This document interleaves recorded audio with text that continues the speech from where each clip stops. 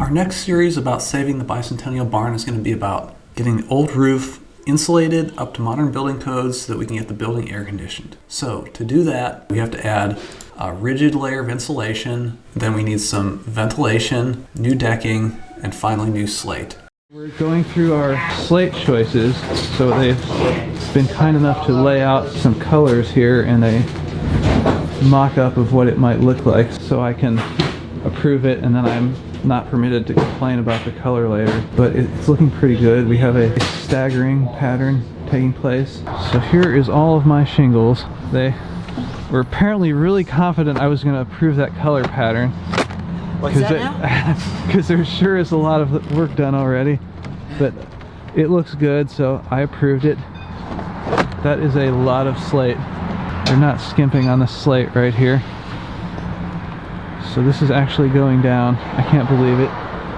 All that extra ridge cap because I wanted copper. Literally never gonna sell that. I thought you suggested copper. So with the slate decided on, we move on to the material for the roof, starting with rigid insulation. I can see why you wouldn't want it on your trailer. Yeah. Very light. Yeah. And it's a big wind catch. I've done some pretty sketchy things with my trailer, but nothing that bad. So in order to have any chance of getting this onto the very windy roof of the Bicentennial Barn, we have to pre-assemble it on the ground. We start with a ton of glue.